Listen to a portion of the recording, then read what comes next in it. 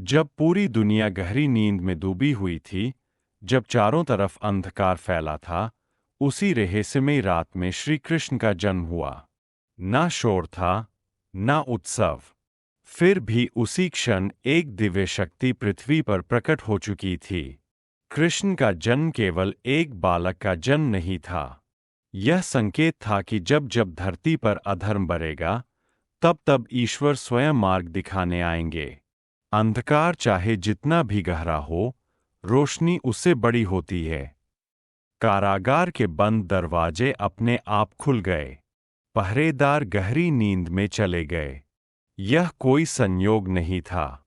यह दर्शाता है कि जब ईश्वर आते हैं, तो सबसे मजबूत बंधन भी कमजोर पड़ जाते हैं। वासुदेव जी जब कृष्ण को लेकर यमुना पार कर रहे थे, तब नदी का जल उफान पर था। लेकिन जैसे ही कृष्ण आगे बढ़े, यमुना ने रास्ता दे दिया। प्रकृति भी जानती थी कि यह कोई साधारण बालक नहीं है। यमुना का रुकना चमत्कार नहीं था, यह विश्वास का प्रमाण था। जहां भगवान स्वयं उपस्थित होते हैं, वहां नियम नहीं, भक्ति चलती है। कृष्ण हमें सिखाते हैं कि सच्चा विश्वास असंभव को भी संभव बना देता है। माँ यशोदा ने कृष्ण के मुख में केवल एक बालक नहीं देखा, उन्होंने पूरा ब्रह्मांड देखा। तारे, ग्रह और अनंत सृष्टि। उस पल उन्हें समझ आया कि कृष्ण उनके पुत्र है, लेकिन पूरे संसार के लिए। सब कुछ देखने के बाद भी माँ यशोदा ने कृष्ण को गले लगा लिया। ना भय, ना पूजा, सिर्फ ममता।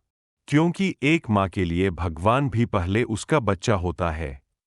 कृष्ण माखन इसलिए नहीं चुराते थे क्योंकि उन्हें भूख लगती थी। वे माखन इसलिए चुराते थे क्योंकि वह प्रेम से बनता है।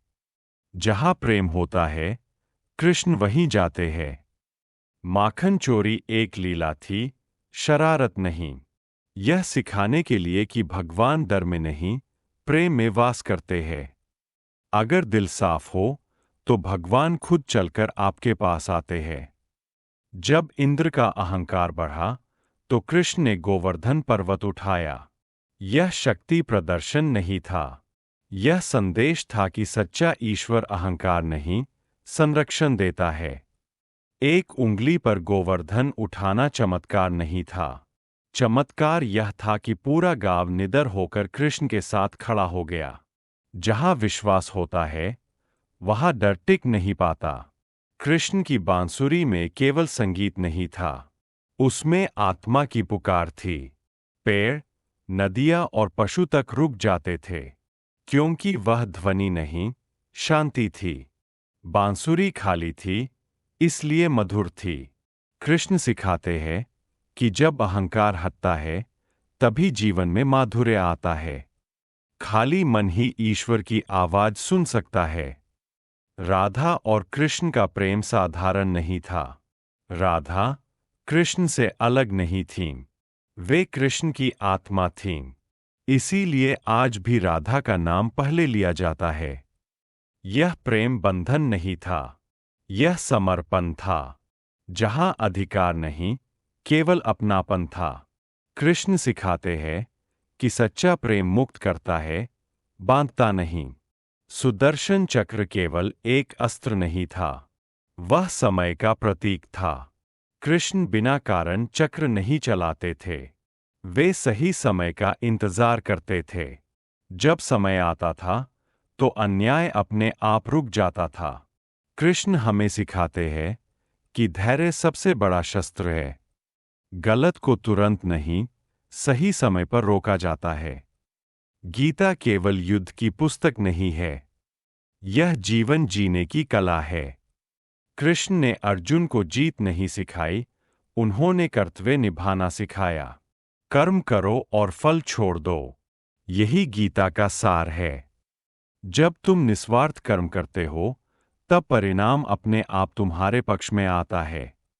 कृष्ण छल नहीं सिखाते, वे बुद्धि सिखाते हैं।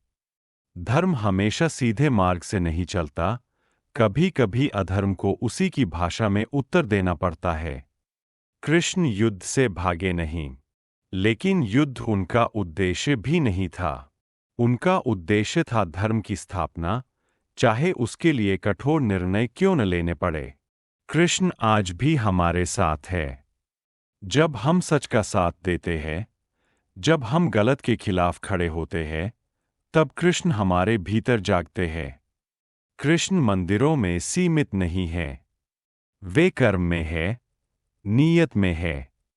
जहां धर्म है, वही कृष्ण है, और जहां अन्याय है, वहां कृष्ण का संदेश है।